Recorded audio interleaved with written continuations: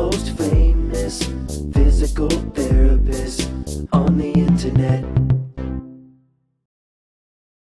Hi folks, I'm Bob Schrupp, physical therapist. Brad Heineck, physical therapist. Together we are the most famous physical therapists on the internet. In our opinion, of course, Bob. We're also different heights. Today we're going to talk about, are your chest muscles tight? The pec major or pec minor, how to tell. Ah, good, Bob. And then we'll do a follow-up video on how to stretch it. Oh, good. So it's going to be like part A and part B. Right. And if you're new to our channel, please take a second to subscribe to us. We provide videos how to stay healthy, fit, pain-free, and we upload every day. Also, you, my friends, you are going to want to join us at bobandbrad.com. Go to the giveaway section because this week we're giving away a Sleepovation mattress. That's right. The contest will also be on Facebook. It'll be pinned at the top of the page. Go to Twitter, Instagram, or TikTok if you want a 60-second version of our program. And we have a podcast now. Bob, yes. So this is a sample of a mattress. It's not a full mattress. In fact, you can't even see the inside like this when you get it. It's got a cover. If you ripped it apart. Yeah, if you ripped it apart. Yeah. It's got 700 individual mattresses. It's got air channels. It's the most comfortable mattress I've ever tried. I think Brad will agree. Absolutely. I'm very happy with mine. As a matter of fact, I wanted to stay in bed today. Well, that's a good sign. This is their example of their pillow. It's a cross section of it. Kind of interesting. It's got springs in it, but you don't feel them. Yeah. It keeps its shape really well. Yeah, it's a beautiful pillow. Really, it's really good for Here, sights. take a closer look. Just kidding. Let's get on with the show. All right, you take that, and I'll get Sam over here. So let's first talk about the pectoralis major.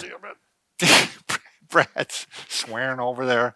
It's a family show, Brad. I'm sorry, I got carried away. All right, so this is the pectoralis major that we have indicated in red here. So the upper fibers come from the collarbone here, the half of it. Yeah, it's a really wide spread out muscle. Yes, it is. And it comes down and it attaches into the greater tubercle, which is part of the humerus. Armor. Yeah, the humerus. I was trying to lay person's terms. Well, like our viewers are very highly astute. They're very intelligent and understand this stuff. So you can see these fibers are going to pull this arm across like this, and that's why it's good for bench press and or you're pushing. You're going to work it then.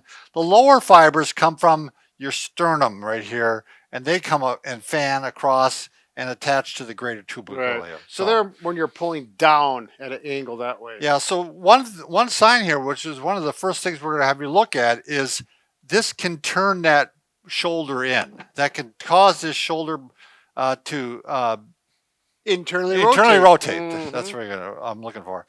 All right. This is the pectoralis minor. Now this comes from the 3rd, 4th, and 5th ribs. And this is interesting, Brad. Yes. This actually, and he's a good example. We're going to see this on him.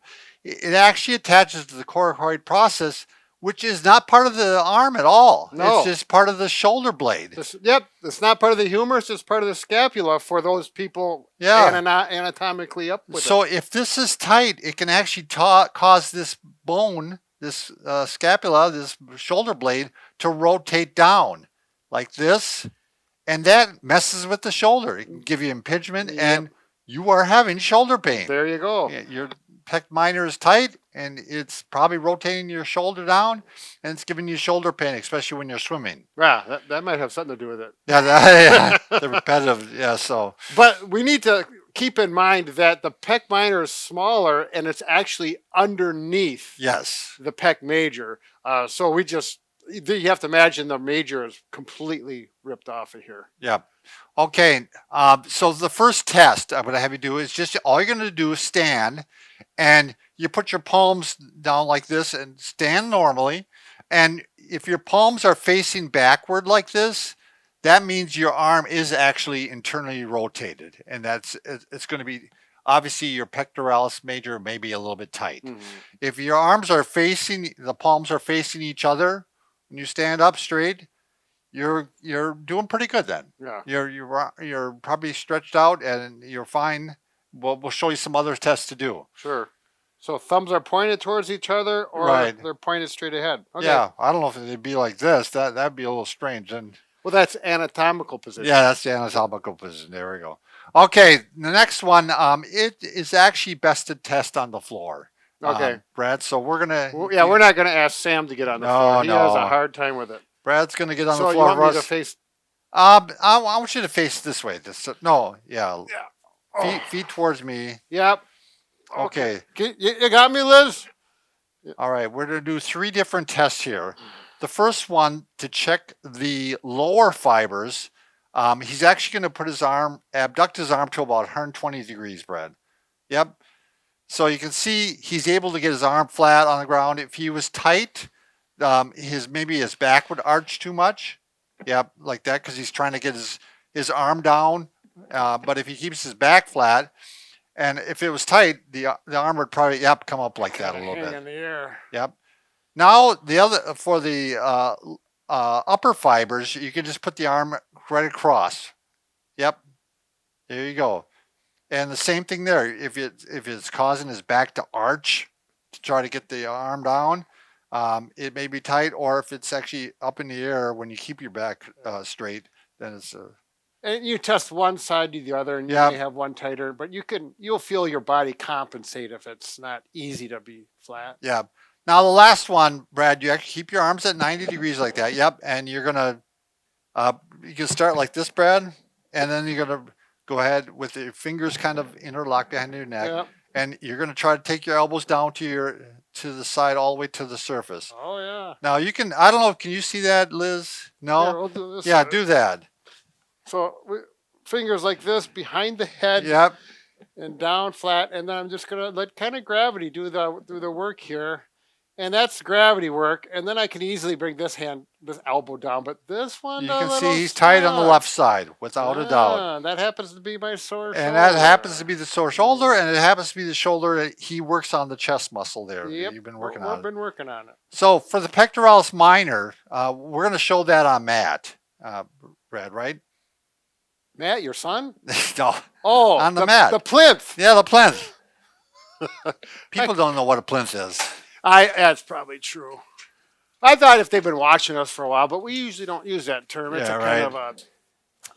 I don't know where it even came from. I don't like that term myself. I don't know either. I just called it table. All right.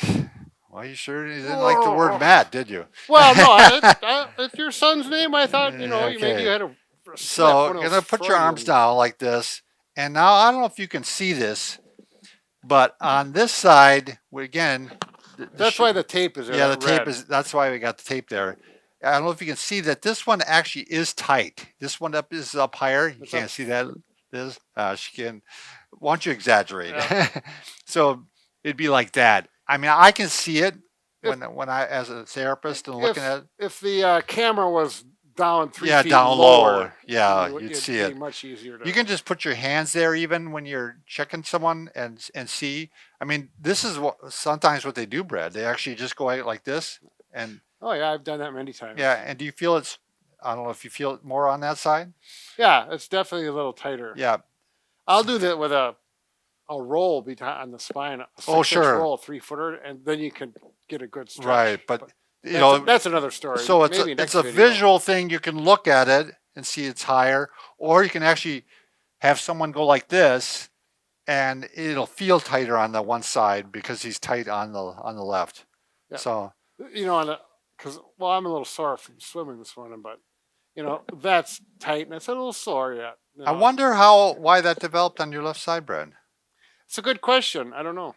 I thought you have a speculate. Well, I think it started from swimming. I've been swimming for 20 years now. But you use both arms when you swim. Well, I know, but my mechanics, I breathe to the right, and so I think that has something to do with I bet you might. I'm not sure. I'll continue to theorize. All right. Well, anyway, that's how you check it out. What we're going to do is the next video that goes up, we're actually going to show you how to stretch this and how to take care of it if it is tight. Oh, that's it? Yep, that's it. Oh, wow. Excellent. Peace.